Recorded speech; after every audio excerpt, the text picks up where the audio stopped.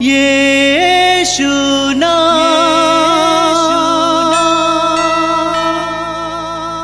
यीशु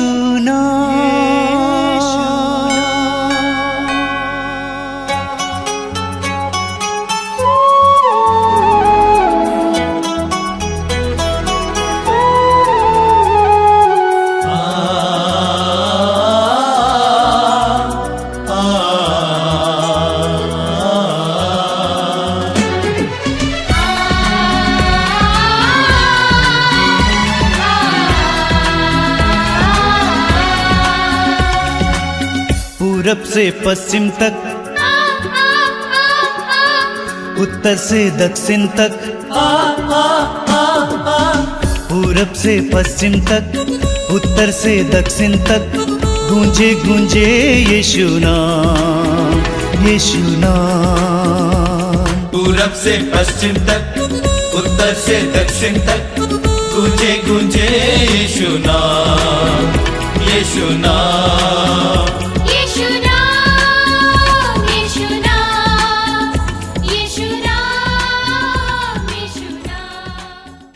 प्रिय भाई और बहनों, आप सभी को जय यीशु। मैं आप सभी को इस मातृधाम सत्संग में स्वागत करना चाहता हूँ। मातृधाम सत्संग आपके लिए कृपा का एक सुंदर माध्यम है, ये स्वयं आप जानते हैं। और इस सत्संग का प्रारंभ हम स्तुति के साथ करते हैं। क्यों स्तुति के साथ करते हैं? बार बार आपको बताया गया है कि स्तुति में सामर्थ्य है, शक्ति है। हमारे मन, हृदय और आत्मा प्रतिदिन के जीवन की विभिन्न प्रकार की चिंताओं और परेशानियों के कारण उलझे हुए होते हैं। स्तुति के द्वारा हमें आज़ादी मिलती है। स्तुति के द्वारा हमें आज़ादी मिलती है और पवित्र वचनों को सुनने के लिए हमारे हृदय और मन तैयार किए जाते हैं। हम प्रकाशना ग्रंथ के अध्याय 19 में पढ़ते हैं, उसके वाक्य 5 से। इसके बाद सिंहासन से एक वाणी ये कहते हुए सुनाई पड़ी, तुम सब जो ईश्वर की सेवा करते हो और तुम छोटे बड़े जो उस पर श्रद्धा रखते हो, हमारे ईश्वर की स्तुति करो। तब मैंने एक विशाल जन समुदाय की सी आवाज, समुद्र की लहरों और गरजते हुए बादलों की सी आवाज ये कहते हुए सुना, हालेलुया, हमारे सर्वशक्तिमान प्रभु ईश्वर ने राजाधिकार ग्रहण किया है। स्वर्ग में सभी संत स्वर्गदूत ईश्वर की महिमा करते रहते हैं, और जो स्वर्गिक अनुभव करता है वो भी हमेशा स्तुति और आराधना करते रहता है। जिस परिवार में स्वर्गिक अनुभव है वहां पर स्तुति आराधना होती है। जो व्यक्ति बंधनों से आजाद होता है वो स्तुति और आराधना करने लगता है। सुसमाचारों में हम पढ़ते हैं, जितने रोगियों को प्रभु यीशु ने चंगा किया, उसके बाद वे ईश्वर की स्तुति करते हुए इस यीशु के पीछे पीछे चलने लगे। तो हम भी आज बड़े आनंद के साथ, खुशी के साथ स्तुति करेंगे। तालियां बजाते हुए हमारे भाई बहन के साथ इस समय गीत गाते हुए प्रभु के साथ जुड़ेंगे। हमारी आत्माओं को प्रभु की ओर उठाएंगे, मन और हृदय को प्रभु की ओर उठाएंगे। आइए हम लोग गीत गाएं और प्रभु की स्तुति करें। यीशु नाम, यीशु नाम, यीशु नाम गाओ रे, यीशु नाम, यीशु नाम, दिल से बजो रे, गाइए। यीशु नाम, यीशु नाम, यीशु नाम गाओ रे, यीशु नाम, यीशु नाम, दिल से बजो रे। यीशु नाम, यीशु नाम, यीशु नाम गाओ रे, यीशु नाम, यीशु नाम, दिल से बजो रे। यीशु नाम, यीशु नाम, यीशु नाम गाओ रे, यीशु नाम, यीशु नाम, दिल से भजो रे। हर घड़ी में यीशु नाम, हर पल में यीशु नाम, हर क्षण में यीशु नाम, दिल से बजो रे। हर घड़ी में यीशु नाम, हर पल में यीशु नाम, हर क्षण में यीशु नाम, दिल से भजो रे। हर घड़ी में यीशु नाम, हर पल में यीशु नाम, हर क्षण में यीशु नाम, दिल से बजो रे। हर घड़ी में यीशु नाम, हर पल में यीशु नाम, हर क्षण में यीशु नाम, दिल से भजो रे। यीशु नाम, यीशु नाम, यीशु नाम गाओ रे, यीशु नाम दिल से भजो रे। सब मिलकर यीशु नाम गाओ रे, यीशु नाम दिल से भजो रे। जीवन दाता यीशु नाम, मुक्ति दाता यीशु नाम, शांति दाता यीशु नाम दिल से भजो रे। जीवन दाता यीशु नाम, मुक्ति दाता यीशु नाम, शक्ति दाता यीशु नाम दिल से भजो रे। जीवन दाता यीशु नाम, मुक्ति दाता यीशु नाम, शांति दाता यीशु नाम दिल से भजो रे। जीवन दाता यीशु नाम, शक्ति दाता यीशु नाम, शांति दाता यीशु नाम दिल से भजो रे। यीशु नाम गाओ रे, यीशु नाम दिल से भजो रे। गाइए यीशु नाम गाओ रे, यीशु नाम दिल से भजो रे। यीशु नाम गाओ रे, यीशु नाम दिल से भजो रे। सबसे ऊंचा यीशु नाम, सबसे प्यारा यीशु नाम, शक्तिशाली यीशु नाम दिल से भजो रे। सबसे ऊंचा यीशु नाम, सबसे प्यारा यीशु नाम, शक्तिशाली यीशु नाम दिल से भजो रे। यीशु नाम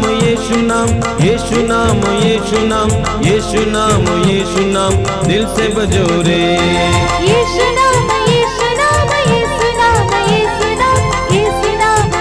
नाम दिल से भजो रे।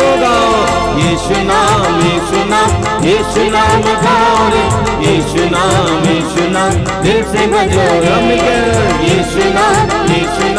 यीशु नाम गाओ रे, यीशु नाम दिल से भजो रे। सब मिलकर यीशु नाम गाओ रे, यीशु नाम दिल से भजो रे। ऊंचे स्वर में यीशु नाम गाओ रे, यीशु नाम दिल से भजो रे। और यीशु नाम गाओ रे, यीशु नाम दिल से भजो रे।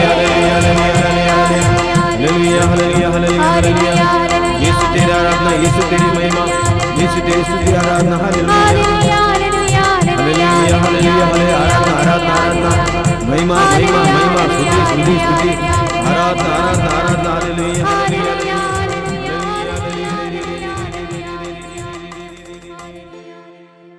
आइए हम प्रार्थना करें।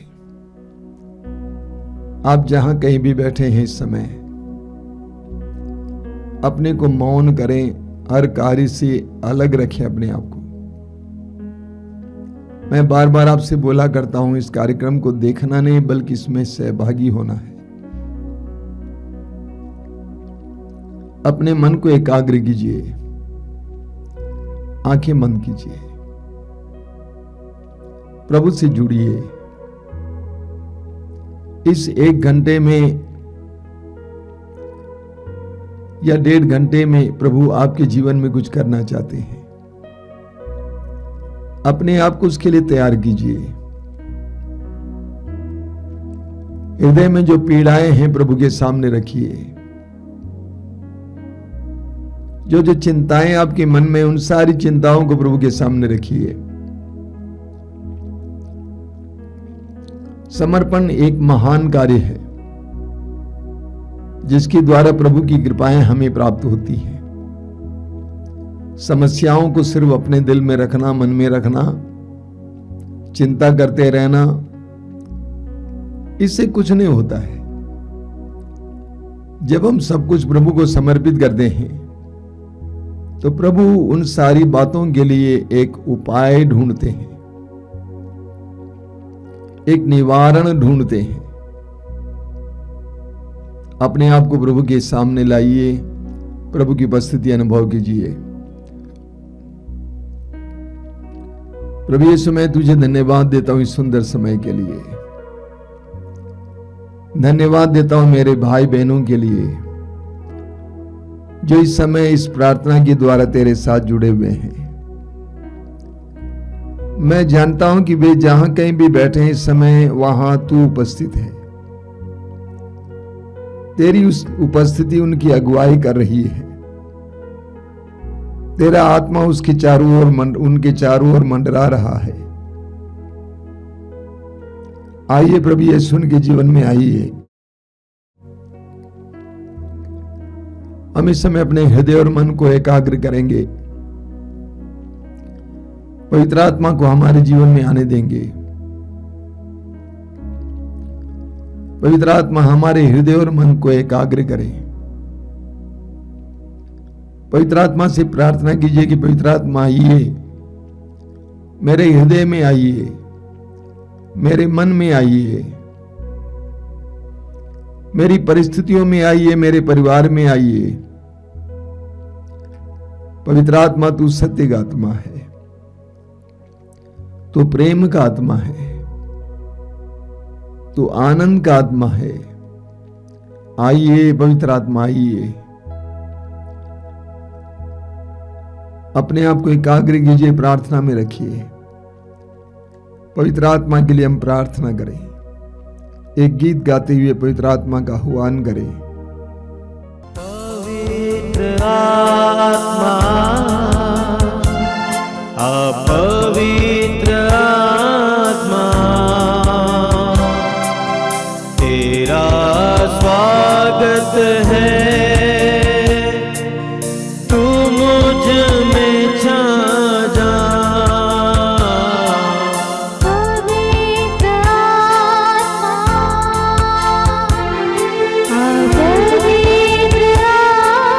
पवित्र आत्मा, तेरा स्वागत है, तू मुझ में छा जा। पवित्र आत्मा, पवित्र आत्मा, तेरा स्वागत है, तू मुझ में छा जा।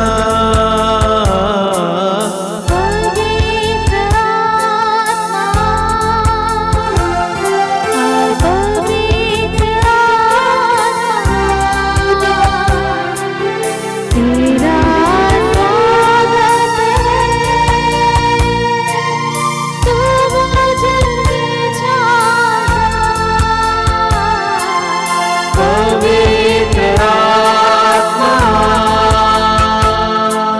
तेरे आगे मैं हाथ उठाऊं, तेरे कदमों में शीश झुकाऊं। तेरे आगे मैं हाथ उठाऊं, तेरे कदमों में शीश झुकाऊं। तू ही दिलाता है मुक्ति, और तुझसे ही मिलती है शक्ति।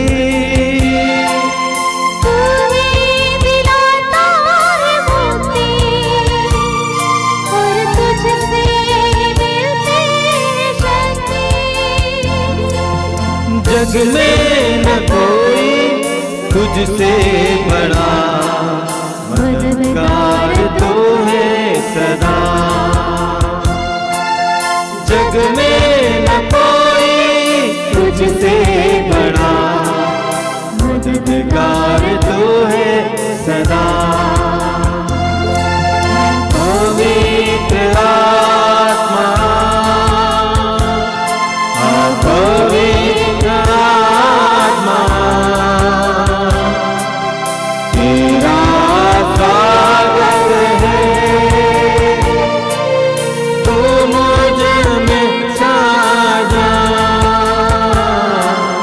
पवित्र आत्मा, तूने ऐसा छू लिया है, मुझको ही बदल दिया है। तूने साजन लिया, मुझको ही बदल दिया है। जीवन तू और सत्य भी तू है, और तू तो मेरा प्रभु है। जीवन भी तू और सत्य भी तू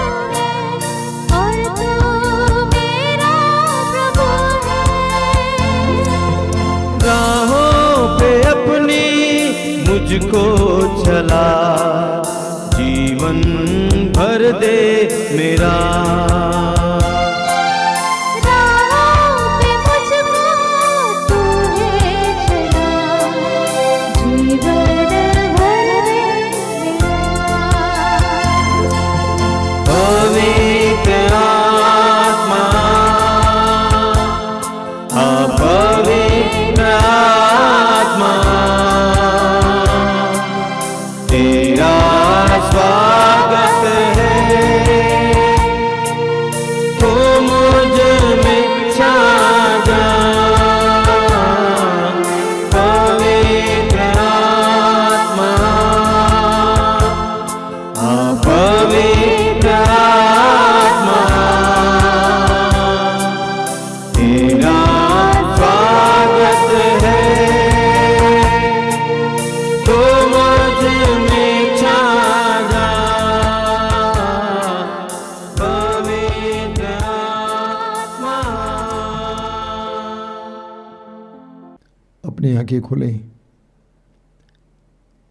मेरे प्रिय भाई और बहनों, मैं आपको बधाई देता हूं कि आप लगातार इस कार्यक्रम में नियमित रूप से भाग ले रहे हैं। कई लोगों ने कहा कि हम एक भी सत्संग नहीं छोड़ते हैं।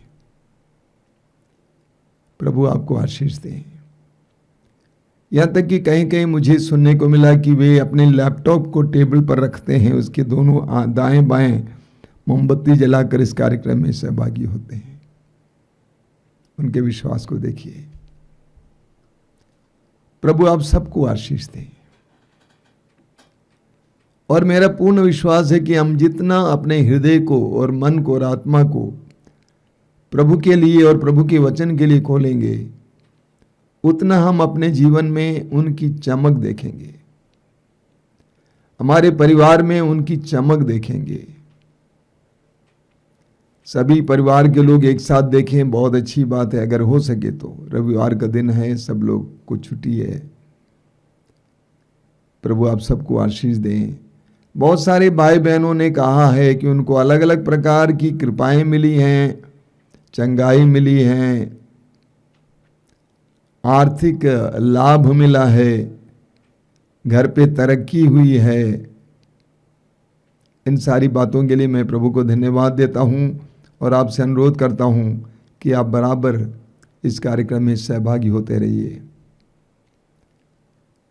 मेरे प्रिय भाई और बहनों, 2-3 वर्ष पहले जब कोरोना चल रहा था, हजारों की संख्या में लोग मर रहे थे,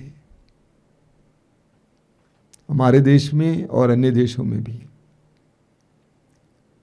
तो एक प्रार्थना करने वाले भाई ने मुझे फोन करके कहा कि स्वामी जी, बहुत सारे फादर लोग यानी पुरोहित भी मारे जा रहे हैं।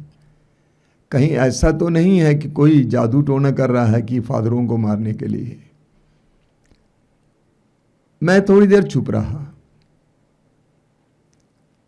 और मैंने पूछा कि आप क्या चाहते हैं?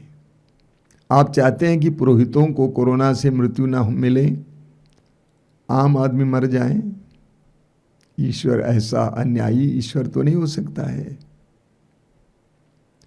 हम सबके मन में एक बात है कि कोई अपराधी हो, पापी हो, उसके साथ कोई दुर्घटना हो जाए तो ठीक है,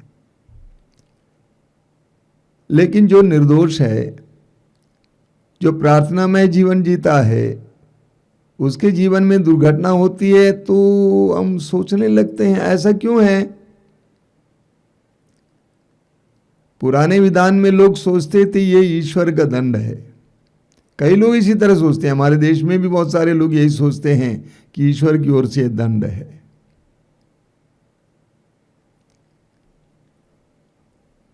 लेकिन नए विधान में प्रभु हमें कुछ और सिखाते हैं।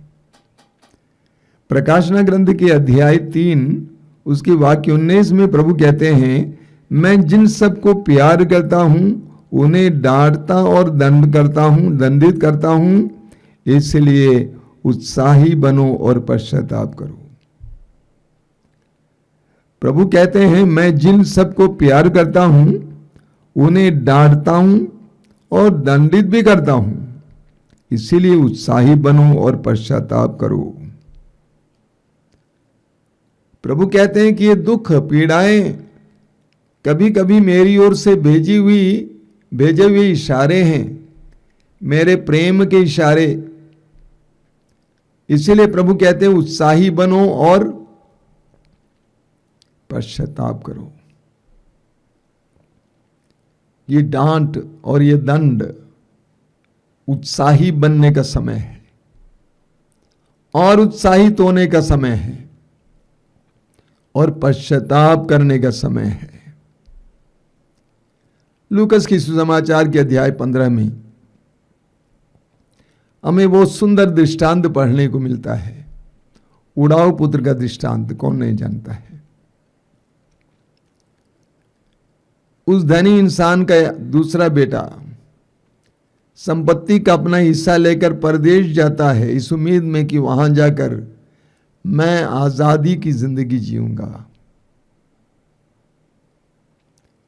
रास्ते में ही उसका सारा धन खर्च हो जाता है और परदेश पहुंच जाता है जहां पर उसने सोचा था कि मैं एक सपने का लोक बनाऊंगा, एक सुंदर लोक बनाऊंगा।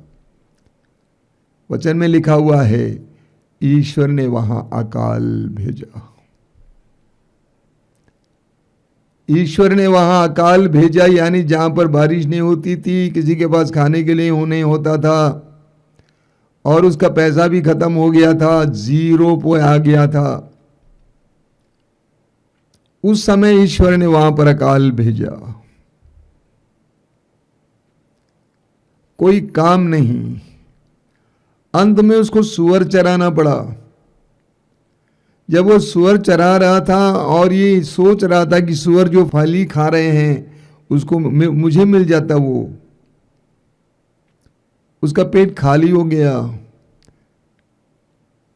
जीरो तक पहुंच गया, तंगी में आ गया। तब उसको अपने पिता की याद आती है। ईश्वर ने क्यों वहां अकाल भेजा? ताकि वो बेटा अपने पिता को याद करें और वो अपने पिता की ओर वापस लौटे। इसलिए ईश्वर ने वहां पर उस प्रदेश में अकाल भेजा ताकि वो बेटा अपने पिता को याद करें, पिता का प्रेम याद करें और अपने पिता की ओर लौटें। और ऐसा ही हुआ और हम जानते हैं पिता के पास आने से सब कुछ उसे वापस मिल जाता है। तो कभी कभी प्रभु हमारे साथ ऐसा करता है। हम प्रज्ञा ग्रंथ में पढ़ते हैं, प्रज्ञा ग्रंथ उसके अध्याय 12 वाक्य 10 में, वहां पे लेखक कहता है किंतु तूने धीरे धीरे दंड देकर उन्हें पश्चाताप करने का अवसर दिया। तूने धीरे धीरे दंड देकर, थोड़ा थोड़ा दंड देकर उन्हें पश्चाताप का मौका दिया। ईश्वर दुखों के द्वारा बोलता है। आपको याद होगा वो गीत है, दुख तो जीवन साथी है। अगला लाइन है, विपदाओं की सेज पर प्रभु और मुझसे मिलते हैं। कलीसिया में कितने ही ऐसे बड़े बड़े संत हैं जो विपदाओं की सेज पर प्रभु से मिले हैं।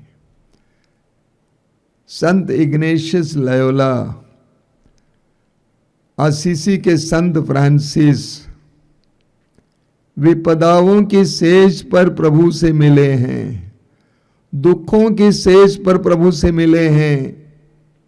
हमारे आश्रम से जुड़े हुए एक भाई हैं, राम भाई, आप में से कुछ लोग जानते हैं। जब वो जेल में था उस समय वो प्रभु से मिला। हमारे आश्रम में एक भाई रहते हैं, पीटर भाई, 3 साल वो तिहाड़ जेल में पड़े रहे। उन दिनों उन्होंने यीशु को पाया। तो प्रभु कभी कभी हमें छोटे छोटे दुख देते हैं ताकि हम प्रभु की ओर मुड़ें और प्रभु को पाएं।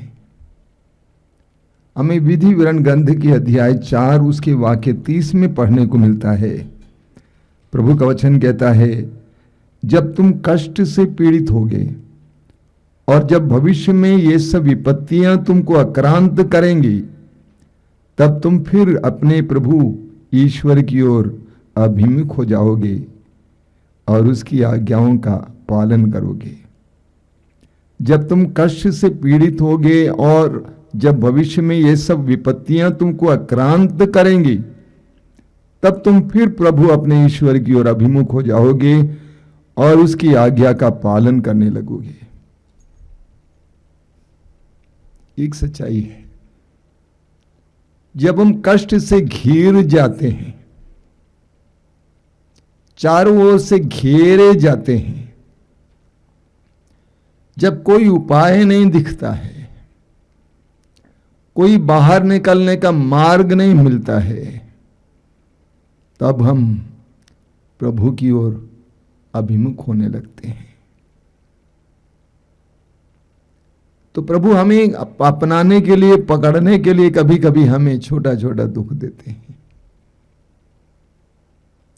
हमें नबी योना की ग्रंथ में योना के बारे में पढ़ने को मिलता है। ईश्वर ने योना को आदेश दिया कि वो निनेवे जाकर वहां के लोगों को पश्चाताप के लिए आह्वान करें। योना ने प्रभु की बात को नहीं माना। वह निनेवे के विपरीत दिशा में तर्शीश की ओर जाने वाले पानी के जहाज में बैठ गया। जहाज निकल पड़ा। भयानक तूफान जहाज को झुलसाने लगा।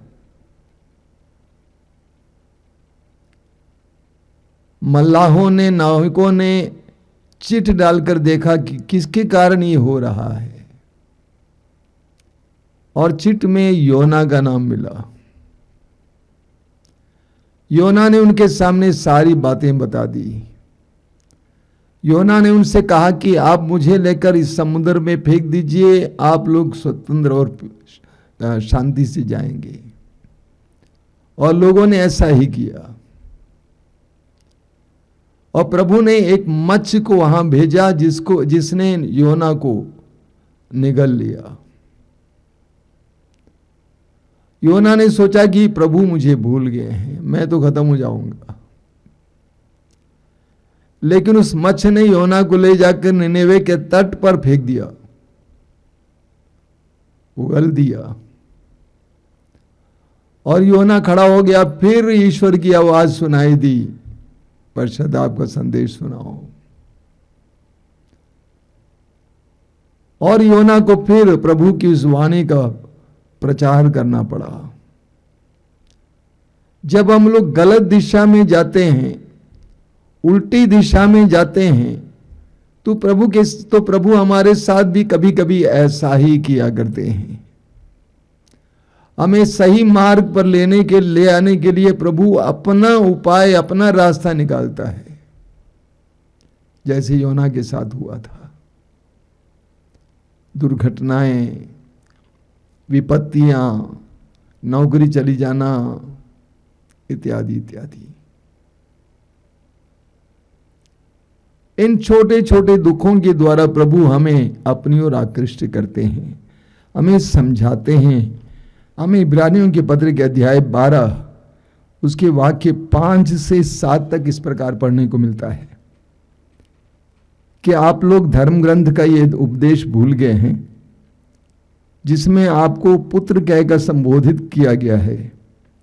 मेरे पुत्र, प्रभु के अनुशासन की उपेक्षा मत करो और उसकी फटकार से हिम्मत मत हारो, क्योंकि प्रभु जिसे प्यार करता है उससे दंड देता है और जिसे पुत्र मानता है उसे कोड़े लगाता है।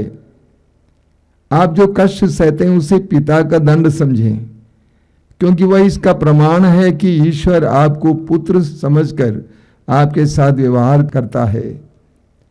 और कौन पुत्र ऐसा है जिसे पिता दंड नहीं देता है।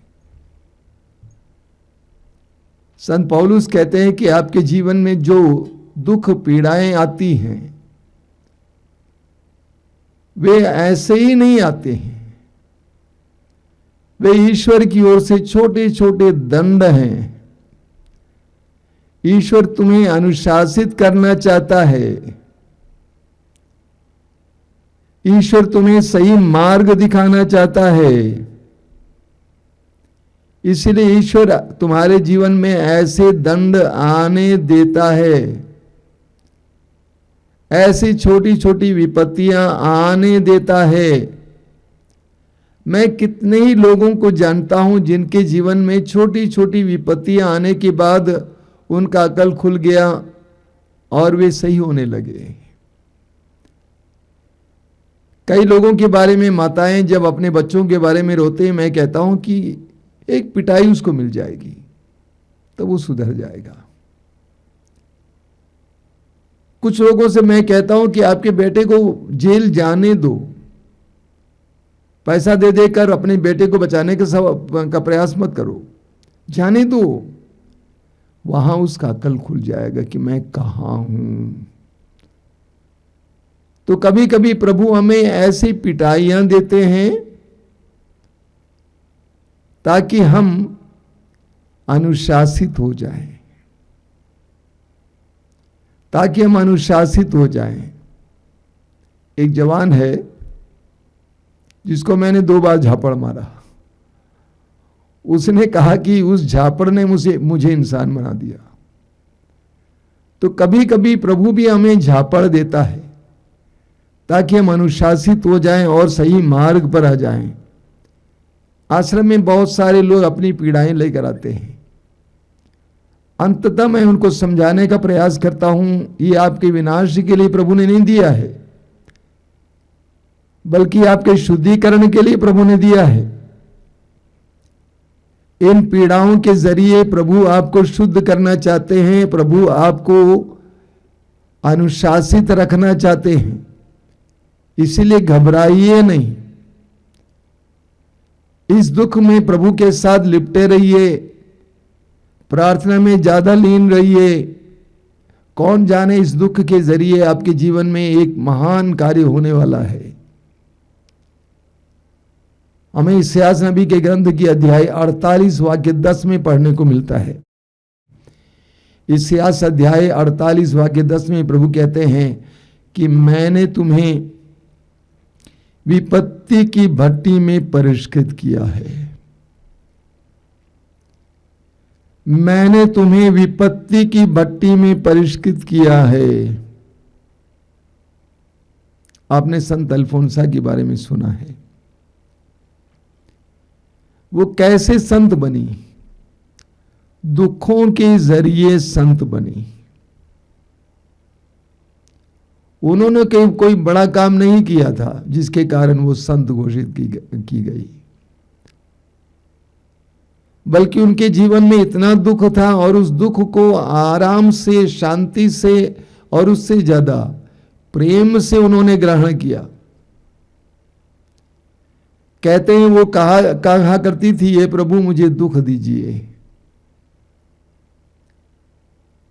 वे दुख के जरिए संत बनी। और मैं बोला करता हूं कि दुख में एक शक्ति है, दुख में एक सामर्थ्य है। जब आप दुख को सहर्ष ग्रहण करते हैं, धैर्य पूर्वक ग्रहण करते हैं, उसी दुख के जरिए प्रभु आपको महिमान्वित करेगा। संत अल्फोंसा उनके दुखों के जरिए महिमान्वित की गई। प्रभु यीशु ने स्वयं अपने दुख भोग और मृत्यु को महिमान्वित किए जाने की प्रक्रिया समझा। प्रभु यीशु ने पिता से कहा कि पिता, तेरे पुत्र को महिमान्वित कर। तो प्रभु का वचन कहता है कि मैंने तुम्हें विपत्ति की भट्टी में परिष्कृत किया है। 1.5-2 साल पहले मैं गिर गया था। मेरी जांघ पर दो बड़ी बड़ी चोटें आई थी, कट गया था और प्लेट लगे हुए हैं। लेकिन उसके बाद मुझे ज्यादा आनंद मिला है और मेरे जीवन का मार्ग और दिशा बदल गई है। मैं पहले बहुत ज्यादा सफर करता था एक जगह से दूसरी जगह, जिसके द्वारा मेरा स्वास्थ्य भी बहुत खराब हो जाता था। लेकिन इसके द्वारा प्रभु ने मुझे बताया, नहीं, सारी बातें रोक दो, दौड़ धूप बंद, तुम्हें जो सेवा देनी है यहां पर देनी है, खत्म। और उससे मैं दुखी नहीं हूं, मैं बहुत संतुष्ट हूं, बहुत आनंदित हूं। यानी उस पीड़ा के द्वारा प्रभु ने मुझे एक नई दिशा दी, एक नया जीवन दिया, एक नई जीवन शैली दी। प्रभु हमारे जीवन में दुख भेजते हैं ताकि हम प्रभु को पहचानें और हमारी गलतियों को महसूस करें। आमोस के ग्रंथ के अध्याय 4 में, आमोस का ग्रंथ अध्याय 4 उसके वाक्य 9 से 12 तक हम पढ़ेंगे। बहुत लंबा है, मैं छोटा करके पढ़ूंगा। प्रभु कहते हैं, मैंने तुमको पाले और गेरुए से मारा और तुम्हारे बाग बगीचों को उजाड़ दिया, फिर भी तुम मेरे पास नहीं लौटे। प्रभु कहते हैं कि ये सारी विपत्तियां मैंने तुम पर भेजी ताकि तुम मेरे पास लौटो। मैंने तुमको पाले और गेरुए से मारा और तुम्हारे बाग बगीचों को उजाड़ दिया, फिर भी तुम मेरे पास नहीं लौटे। ये प्रभु की वाणी है। मैंने तुम पर मिस्र की तरह महामारी भेजी, मैंने तुम्हारे नवयुवकों को तलवार के घाट उतरवा दिया, तुम्हारे घोड़े लूट गए, फिर भी तुम मेरे पास नहीं लौटे।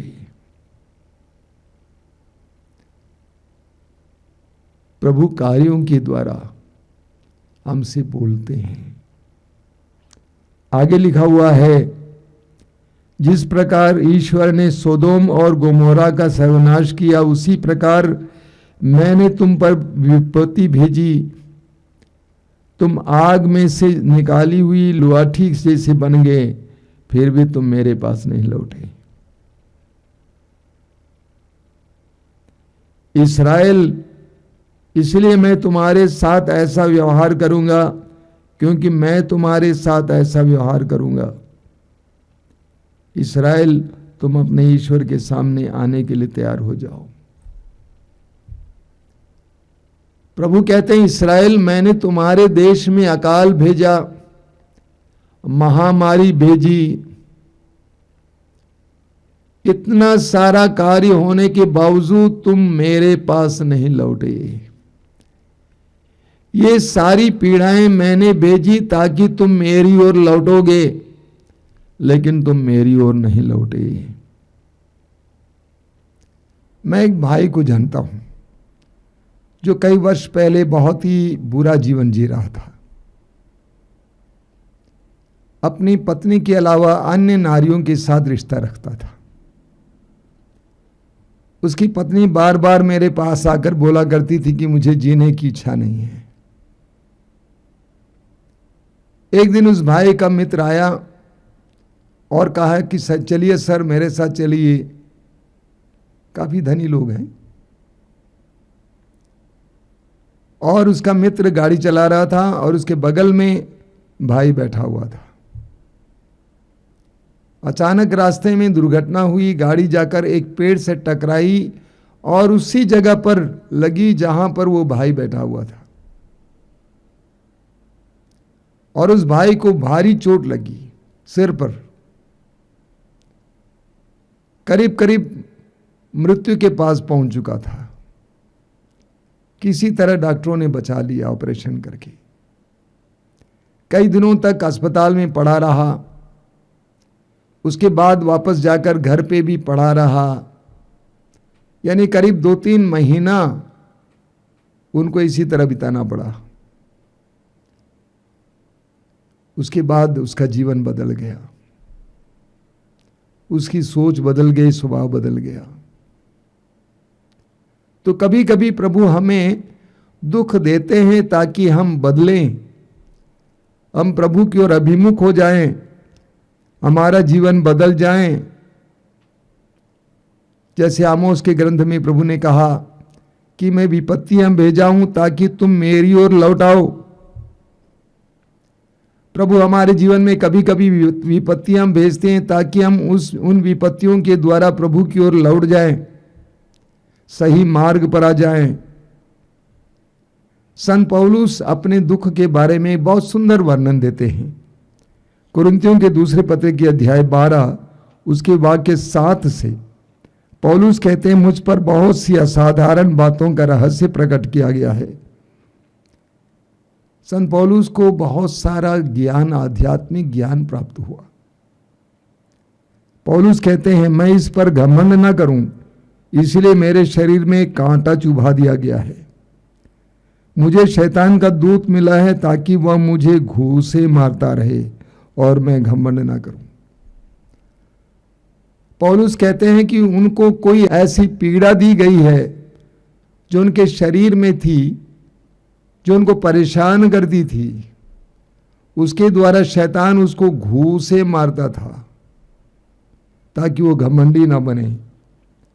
आगे हम पढ़ते हैं कि पौलुस कहते हैं, मैंने 3 बार प्रभु से निवेदन किया कि मुझसे दूर हो, किंतु प्रभु ने कहा, मेरी कृपा तुम्हारे लिए पर्याप्त है, क्योंकि तुम्हारी दुर्बलता में मेरा सामर्थ्य पूर्ण रूप से प्रकट होता है। इसलिए मैं बड़ी खुशी से अपनी दुर्बलताओं पर गौरव करूंगा, जिससे मसीह का सामर्थ्य मुझ में छाया रहे। मैं मसीह के कारण अपनी दुर्बलताओं पर, अपमानों, कष्टों, अत्याचारों और संकटों पर गर्व करता हूं, क्योंकि मैं जब दुर्बल हूं तभी बलवान हूं। पौलुस कहते हैं कि उन्होंने प्रभु से कई बार प्रार्थना की कि प्रभु इस दुख को मिटाइए, हटाइए, ताकि मैं आजाद होकर तेरी सेवा करूं। लेकिन प्रभु ने कहा, ना, मैं इस दुख को नहीं हटाऊंगा, मेरी कृपा तुम्हारे लिए पर्याप्त है। क्योंकि जब तुम दुर्बल हो उस समय मेरा सामर्थ्य पूर्ण रूप से प्रकट होता है। इसीलिए पौलुस कहते हैं कि मैं अपनी दुर्बलताओं पर गौरव करूंगा। इसलिए मैं अपनी दुर्बलताओं पर गौरव करूंगा, क्योंकि मेरी दुर्बलताएं प्रभु का सामर्थ्य प्रकट होने के लिए एक सुंदर माध्यम है। पौलुस कहते हैं, जब मैं दुर्बल हूं तब मैं बलवान हूं। मेरे प्रिय भाई और बहनों, हम सबके जीवन में कोई ना कोई दुख रहता है। जैसे पौलुस अपने बारे में कहते हैं, मैं अपने बारे में कहा करता हूं, कोई ना कोई दुख रहता है। वो हो सकता है कि शारीरिक दुख हो, वो हो सकता है कि पारिवारिक दुख हो, कोई ना कोई दुख रहता है जिसके द्वारा हम प्रभु के सामर्थ्य को महसूस कर सकें। प्रभु हमारे जीवन में दुख आने देते हैं ताकि उन दुखों के जरिए हम प्रभु की ओर मुड़ें, प्रभु को पाएं और प्रभु में आनंद मनाएं। आइए हम प्रार्थना करें। प्रभु, धन्यवाद देते हैं इन क्षणों के लिए, तेरे पवित्र वचनों के लिए धन्यवाद देते हैं, जिसके द्वारा तू हमें समझाता है, जीवन के रहस्यों को समझाता है। हम अपने आप को तेरे हाथ में समर्पित करते हैं, अपने दुखों को तेरे हाथ में समर्पित करते हैं, अपनी पीड़ाओं को तेरे हाथ में समर्पित करते हैं। हम पर दया कीजिए, अपने दुखों को स्वीकार करने की कृपा दीजिए और उसके द्वारा तेरी महिमा देखने की कृपा दीजिए, तेरा सामर्थ्य देखने की कृपा दीजिए। आमीन।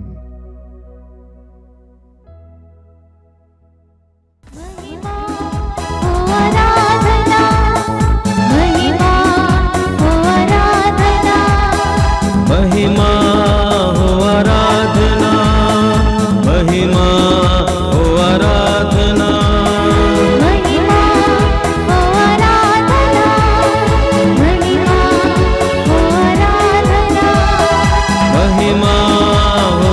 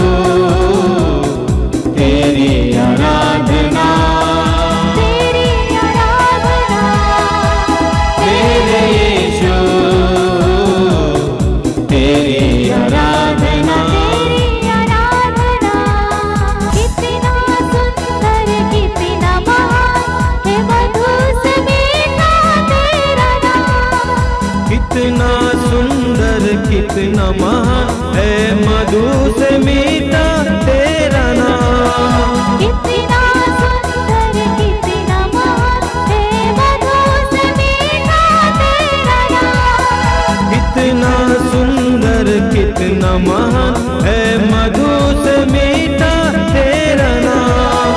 ऊंचा उठाते तेरा नाम है तू ही यीशु महान। ऊंचा उठाते तेरा नाम है तू ही यीशु महान। महिमा हो आराधना, महिमा हो आराधना, महिमा हो आराधना, महिमा हो आराधना तेरे यीशु, तेरी आराधना, तेरी आराधना, तेरे यीशु, तेरी आराधना। तेरी आराधना। केवल तू ही पवित्र है, आदर और महिमा के योग्य है। केवल तू ही पवित्र है, आदर और महिमा के योग्य है। केवल तू ही पवित्र है, आदर और महिमा के योग्य है। केवल तू ही पवित्र है, आदर और महिमा के योग्य है। धन्य है प्रभु तेरा नाम, सामर्थ से भरा तेरा नाम। धन्य है प्रभु तेरा नाम, सामर्थ से भरा तेरा नाम। महिमा हो आराधना, महिमा हो आराधना, महिमा हो आराधना, महिमा हो आराधना तेरे यीशु, तेरी आराधना, तेरी आराधना। मेरे यीशु, तेरी आराधना। तेरी आराधना।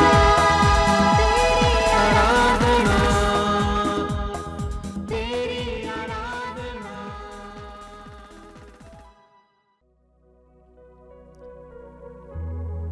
आइए हम प्रभु की आराधना में लग जाएं।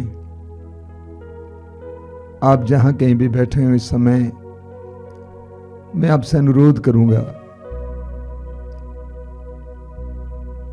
सारे काम से निवृत्त होकर अपनी आंखें बंद करके मौन होकर इस आराधना में लग जाएं। प्रभु यीशु जीवित हैं, उनकी जीवित उपस्थिति का एहसास करें। जिन बातों पर आप बार बार चिंता करते रहते हैं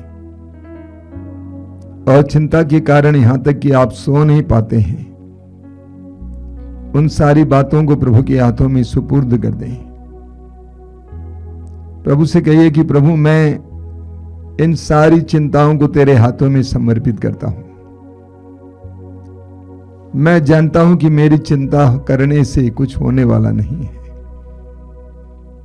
तेरे वचन में लिखा हुआ है, आप किसी बात की चिंता ना करें, हर जरूरत में प्रार्थना करें, विनय तथा धन्यवाद के साथ अपना निवेदन प्रभु के समक्ष रखें। प्रभु मैं अपने जीवन की हर प्रकार की चिंता, परिवार से जुड़ी हुई चिंता, बच्चों और भविष्य और भाई बहनों से जुड़ी हुई चिंताएं तेरे हाथ में समर्पित करता हूं।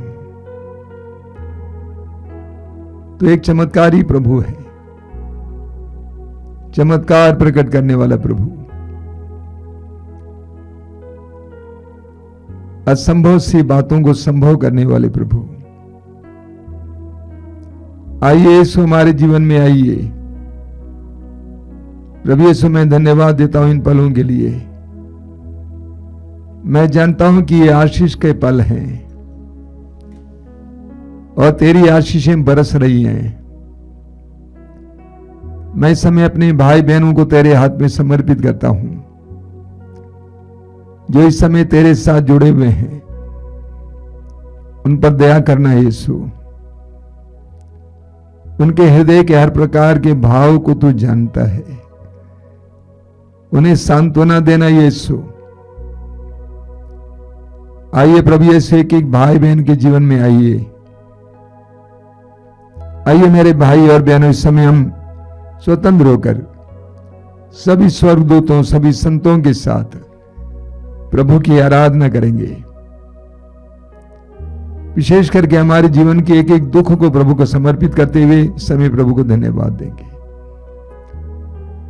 आंखें बंद करके, हृदय खोलकर, हाथ खुला रखकर, मुंह खोलकर प्रभु की स्तुति और आराधना करेंगे। बोलिए hallelujah, hallelujah, hallelujah, hallelujah, hallelujah, hallelujah, hallelujah, hallelujah, hallelujah. Hallelujah. प्रभु मेरा चरवाहा है, प्रभु मेरा चरवाहा है, प्रभु मेरा चरवाहा है, प्रभु मेरा चरवाहा है, मुझे किसी बात की कमी नहीं। मुझे किसी बात की कमी नहीं। Hallelujah, hallelujah, hallelujah, hallelujah, hallelujah, hallelujah, hallelujah, hallelujah, hallelujah. Hallelujah. चाहे अंधेरी घाटी से होकर चाहे अंधेरी घाटी से होकर जाना पड़े, जाना पड़े, मुझे किसी अनिष्ट की शंका नहीं, मुझे किसी अनिष्ट की शंका नहीं, क्योंकि तू मेरे साथ रहता है। क्योंकि तू मेरे साथ रहता है। Hallelujah, hallelujah, hallelujah, hallelujah, hallelujah, hallelujah. हे प्रभु यीशु, हे प्रभु यीशु, तूने कहा है, तूने कहा है, यदि कोई मेरा शिष्य होना चाहे, यदि कोई मेरा शिष्य होना चाहे, तो आत्म त्याग करे,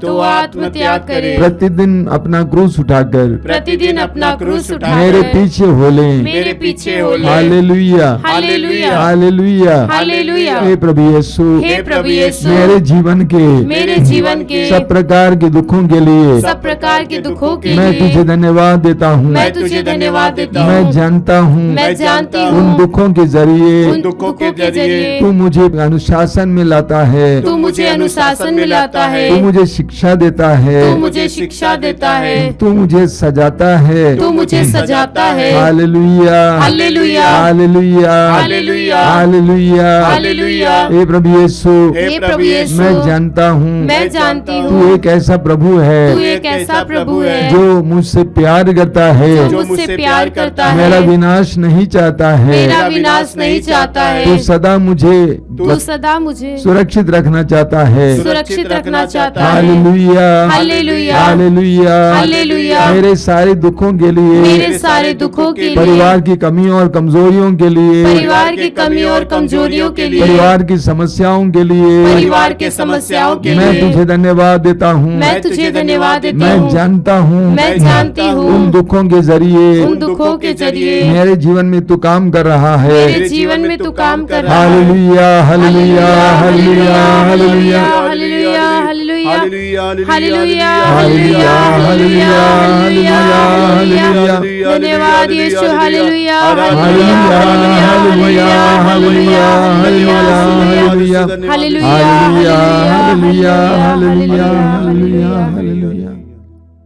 आराधना प्रभु आराधना, अखिलेश्वर प्रभु तेरी आराधना। आराधना प्रभु आराधना, तुझे अखिलेश्वर प्रभु तेरी आराधना। आराधना प्रभु आराधना, अखिलेश्वर प्रभु तेरी आराधना। आराधना प्रभु आराधना, अखिलेश्वर प्रभु तेरी आराधना। वेदी के सामने आए हैं हम सब, करने प्रभु तेरी आराधना। देवी के सामने आए हैं हम सब, करने प्रभु तेरी आराधना। आराधना, आराधना, आराधना, आराधना। आराधना, आराधना,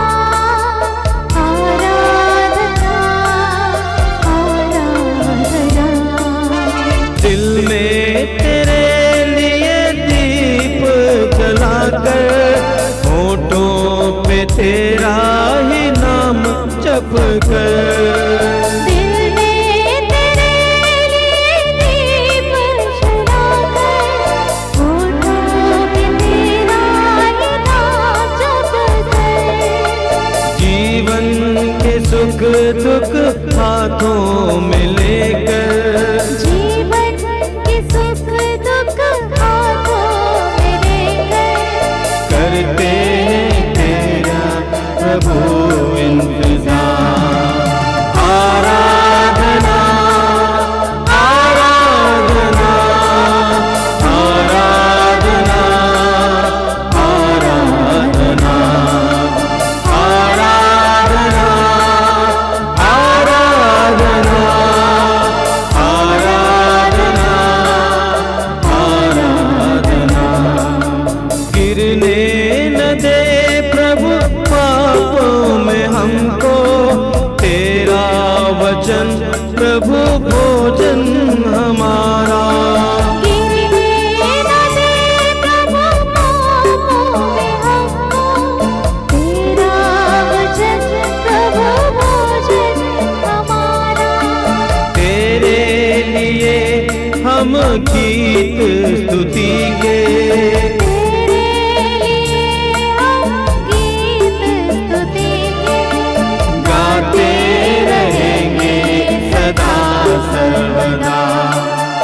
आराधना आराधना आराधना आराधना आराधना आराधना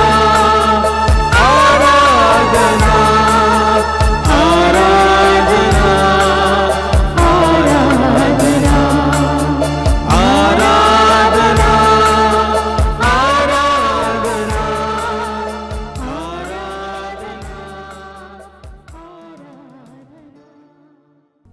अपनी आंखें खोले। मेरे प्रिय भाई और बहनों, हम सबके जीवन में कभी न कभी हमें दुखों से गुजरना पड़ता है। अलग अलग प्रकार के दुख, शारीरिक, मानसिक। जब दुख आ जाते हैं हम लोग अक्सर टूट जाते हैं, हम उदास हो जाते हैं, निराश हो जाते हैं। ये एक सच्चाई है। लेकिन एक विश्वासी के मन में दुख के समय निराशा नहीं आती है। एक विश्वासी जानता है कि दुख का एक कारण है, एक उद्देश्य है। कलवारी पहाड़ पर प्रभु यीशु की मृत्यु के बाद हमें दुख का एक नया मर्म या अर्थ समझ में आया है। पौलुस कहते हैं फिलिपियों के पत्र के अध्याय 1 उसके वाक्य 29 में, आप लोगों को न केवल यीशु मसीह में विश्वास करने का बल्कि उसके कारण दुख भोगने का भी वरदान मिला है। पौलुस कहते हैं दुख एक वरदान है। याकूब अपने पत्र के अध्याय 1 वाक्य 2 में कहते हैं, भाइयों और बहनों, जब आप अनेक प्रकार की विपत्तियों से घिर जाते हैं तो अपने आप को धन्य समझें। इसी तरह पेतरुस अपने पहले पत्र के अध्याय 1 वाक्य 6 में कहते हैं, पेतरुस कहते हैं कि दुख आप लोगों के लिए आनंद का विषय है। इन सारे लोगों ने दुखों का अनुभव किया था और दुखों के द्वारा प्रभु यीशु के दुख भोग में शामिल होने का भी अनुभव किया था। तो हमारे लिए दुख नकारात्मक नहीं है बल्कि सकारात्मक है। इसलिए दुख आते समय हमें अपने दुखों को प्रभु के दुखों से जोड़ना चाहिए। अपने दुखों की तुलना प्रभु के दुखों से करना चाहिए। प्रभु के क्या दुख थे, उन्होंने कितना दुख झेला और मैं हमारा दुख उसके सामने बहुत तुच्छ होगा। संत पौलुस कहते हैं रोमियो के पत्र के अध्याय 8 उसके वाक्य 18 में, जो महिमा हमें प्रकट होने को है उसकी तुलना में इस संसार का दुख नगण्य है। हम अपने सारे दुखों को प्रभु के हाथ में समर्पित करेंगे, चाहे वो पारिवारिक दुख हो, दाम्पत्य जीवन का दुख हो, अपने व्यक्तिगत दुख हो, सारे दुखों को प्रभु के हाथ में समर्पित करेंगे। आज की आराधना में अपने सारे दुखों को प्रभु के हाथ में समर्पित करेंगे और उन दुखों के लिए प्रभु को धन्यवाद देंगे, क्योंकि हम जानते हैं कि उन दुखों के जरिए प्रभु हमारे जीवन में कुछ करने जा रहे हैं। उन सारे दुखों के लिए हम प्रभु को धन्यवाद देंगे। आइए हम अपनी आंखें बंद रखें और इस समय अपने जीवन के दुखों को याद करेंगे। हम किन किन दुखों से गुजर रहे हैं और एक एक दुख को प्रभु को समर्पित करेंगे।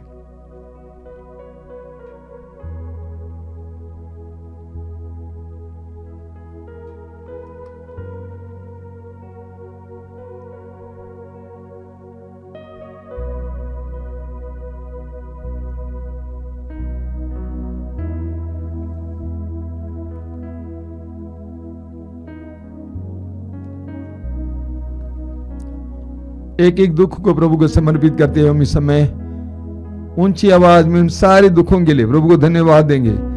Hallelujah hallelujah hallelujah hallelujah hallelujah hallelujah hallelujah hallelujah hallelujah. धन्यवाद धन्यवाद धन्यवाद धन्यवाद धन्यवाद धन्यवाद धन्यवाद।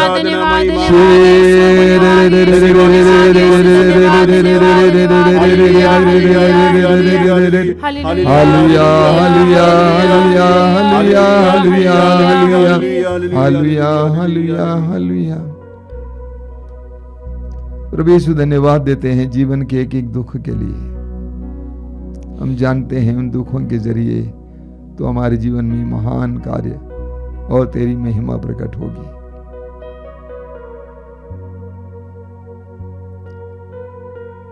आइए हम लोग इस समय उन सभी लोगों के लिए प्रार्थना करेंगे जो इस समय हमारे कार्यक्रम से जुड़े हुए हैं, जो शारीरिक रूप से या मानसिक रूप से दुखी हैं, पीड़ित हैं, रोगी हैं, विभिन्न प्रकार के बंधनों से ग्रसित हैं, बंधे हुए हैं। उन सभी लोगों को प्रभु के हाथ में समर्पित करेंगे। मैं अनुरोध करूंगा जितने लोग नशे और अन्य प्रकार के बंधनों में हैं, इस समय प्रभु के हाथ में समर्पित करना, विश्वास करना कि प्रभु इसी वक्त मुझे आजाद कर रहे हैं। और जो लोग रोगी हैं, मैं आपसे अनुरोध करूंगा इसी वक्त अपने रोग को यीशु को समर्पित करते हुए पूर्ण विश्वास के साथ प्रभु को धन्यवाद देते हुए ऊंची आवाज में अपनी आंखें बंद करके ऊंची आवाज में लंबी देर तक प्रभु की स्तुति करते जाएंगे। बोलिए hallelujah hallelujah hallelujah hallelujah hallelujah hallelujah hallelujah hallelujah hallelujah hallelujah hallelujah. धन्यवाद धन्यवाद धन्यवाद धन्यवाद धन्यवाद धन्यवाद धन्यवाद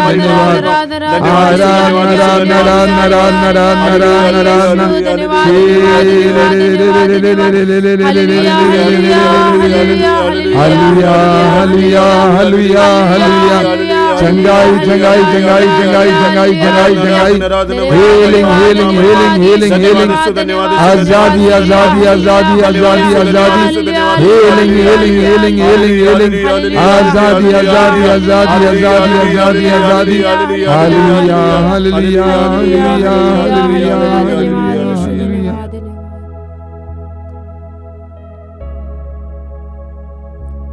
प्रभु यीशु इस समय कई भाई बहनों को चंगाई दे रहे हैं सर्दी के रोग से। जाड़ा हो गर्मी हो बराबर सर्दी का अनुभव होता है, नाक से पानी गिरना, ऐसे रोग से कई भाई बहनों को इस समय चंगाई मिल रही है। मैं आपसे अनुरोध करूंगा कि आप ऐसे रोगी हैं, यीशु के नाम पर इसको ग्रहण करना। इस समय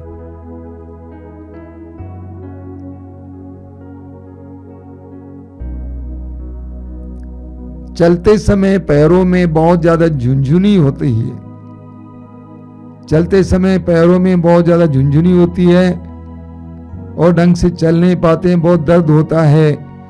ऐसे कई भाई बहनों को प्रभु यीशु समय चंगाई दे रहे हैं।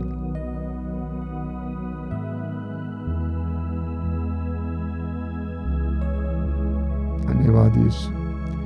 पेट के ऊपरी हिस्से में पेट के ऊपरी हिस्से में हमेशा दर्द रहता है,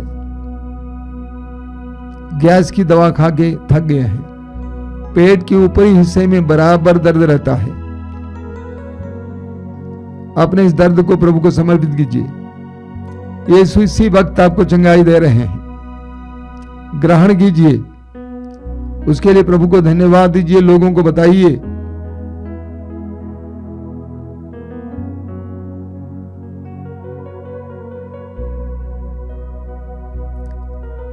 मैं आपको हर रविवार की तरह कुछ सूचनाएं देना चाहता हूं। सबसे पहली सूचना यह है कि मातृधाम आश्रम में हर रविवार को सत्संग होता है और महीने के दूसरे शनिवार को भी पूरे दिन का सत्संग होता है। काफी लोग आते हैं, आपका भी हार्दिक स्वागत है। दूसरी सूचना, मातृधाम आश्रम से प्रकाशित प्रभु ने कहा पत्रिका आपको अब मातृधाम आश्रम के फेसबुक में, मातृधाम आश्रम के अकाउंट में आपको पढ़ने को मिलेगा, जरूर पढ़िएगा। और इसके अलावा मातृधाम रेडियो अभी भी चल रहा है। मैं प्रभु को धन्यवाद देता हूं कि हजारों की संख्या में लोग बराबर इससे जुड़े हुए हैं। आप भी जुड़े रहिए। YouTube के द्वारा जो कार्यक्रम प्रसारित होते हैं, सुबह 5 बजे रोज की रोटी, दोपहर को 3 बजे करुणा माला लाइव, शाम को 7 बजे कृपा धारा लाइव और शाम को 8:30 बजे आशीर्वाद, एक छोटी सी प्रार्थना है।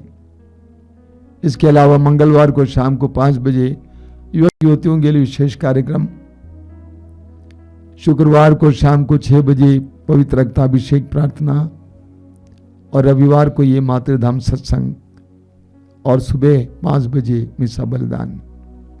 इन सारे कार्यक्रमों के द्वारा आशीष पाइए। प्रभु आप सबको आशीष दें। आइए हम प्रभु की आशीष ग्रहण करें।